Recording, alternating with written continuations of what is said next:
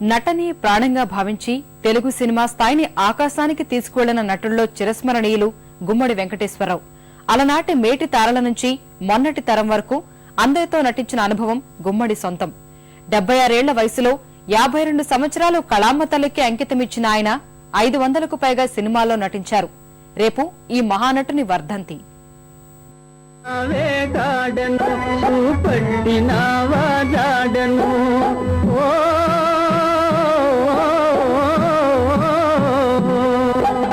పట్టులేని ముసలివోని పట్టివైనా వీడను సిద్ధి తండ్రి బ్రహ్మదేవుని సిద్ధలింతేలే దేవుని సిద్ధలింతేలే బాబు ఏలేలో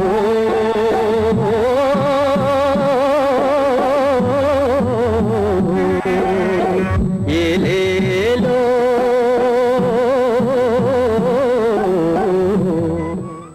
కొలతల విషయంలో కొందరు ఖచ్చితంగా ఉంటారు, ముఖ్యంగా ఔషధాలు తయారు చేసేవాళ్లు. మరి సినిమాల్లోనూ ఇలాంటి వాళ్లు ఉన్నారు, కానీ వారిని వేళ్ల మీద లెక్క పెట్టవచ్చు. ఆంగిక వాచక అభినయాల్లో అలాంటి కొలతలు పాటించి తెలుగు చలనచిత్ర సీమలో గుణచిత్ర నటనకు పర్యాయ పదంగా నిలిచిన నటుడు గుమ్మడి వెంకటేశ్వరరావు. అదృష్ట దీపుడు చిత్రంతో వెండి తెరకు పరిచయమైన ఈయన పరిశ్రమలో నిలదొక్కునేందుకు ఎక్కువ సమయం పట్టలేదు. భగవంతుడు దాని జీవితాన్నే మార్చాడు బాబు. ఇక మనం ఏం మార్చే ప్రయత్నం. మీరు అలాంటి సరే బాబు, మీ ఇష్టం. మీకది నా బిడ్డక మీ బిడ్డ. తెలుగు సినిమా రంగంలో గుమ్మడి చేయని పాత్రంటూ లేదు. అన్నగా, తండ్రిగా, మామగా, బాధ్యతలెరిగిన మధ్యతరగతి వ్యక్తిగా, ప్రతి నాయకుడిగా పలు రకాల పాత్రల్లో ఇమిడిపోయారు.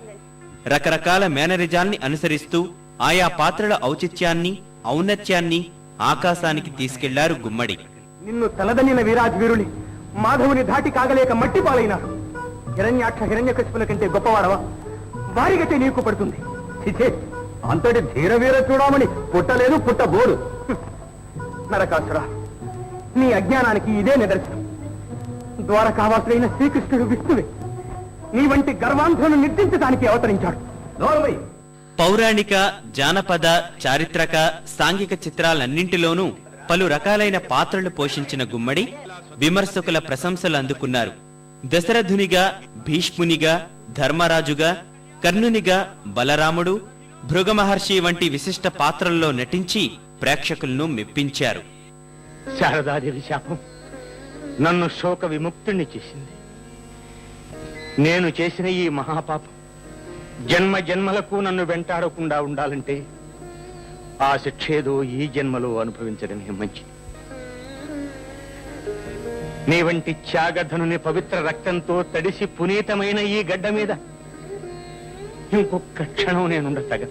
గురుదేవా, నాయన, భావి భారత చరిత్రలో ఏకలవ్య శబ్దం గురు శిష్యుల పవిత్ర అనుబంధానికి సంకేతమై శాశ్వతంగా నిలిచిపోతుంది. సాంఘిక చిత్రాల్లో సాత్విక పాత్రలతో పాటు ప్రతి నాయకునిగా సైతం గుమ్మడి తనదైన శైలిలో నటించి మెప్పించారు. నమ్మిన బంటు, లక్షాధికారి చిత్రాలు ఆయనకు నటనాపరంగా మంచి పేరును తెచ్చిపెట్టాయి. కొన్ని చిత్రాల్లో విలన్ అంటే ఇలానే ఉంటాడా అనే విధంగా నటించి విమర్శకుల ప్రశంసలను సైతం ఆయన అందుకున్నారు. తప్పులు రాస్తూ దిద్దుకోవడానికి భగవంతుడేమి బడి పిల్లవాడు కాదమ్మా. బాబాయ్, మీతో వాదించలేదు, కానీ ఒక్క మాట నిజం. పూర్ణిమ మనస్సు డాక్టర్ బాబుకి అంకితమైంది. రామరామ, అమ్మాయి చాలా పొరపాటు చేసిందమ్మా. ఇది జరిగే పని కాదు, జరిగే పని కాదు. పాత తరం నటులతోనే కాకుండా కొత్త తరాలి వారితోనూ చేసిన అనుభవం గుమ్మడికి ఉంది.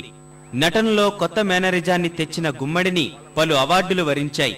ప్రతిష్టాత్మక రఘుపతి వెంకయ్య అవార్డు సహా కళాప్రపూర్ణ బిరుదును పొందిన గుమ్మడి వెంకటేశ్వరరావు ప్రేక్షకుల గుండెల్లో ఎప్పటికీ చిరస్మరణీయులే.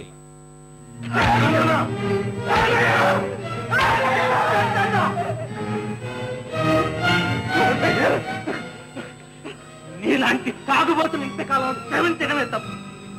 ఈ విప్లవశంలో నీలాంటి జనాలకు తరలేదు. మల్లన్న నీకు తమ్ముడు ఏదో తప్పు చేశాడు. ఈసారికి క్షమించి వదిలేసి ఏడుస్తాను ఏదయ్యా, ఏడుస్తాను. ఎందుకు? ఈడు చచ్చిపోతాడని కాదు, ఈ తాగుపోతాడు నాకు తమ్ముడు. ఇట్టంటాడు నాతో రక్తం వంతు పుట్టినందుకు ఏడుస్తాను.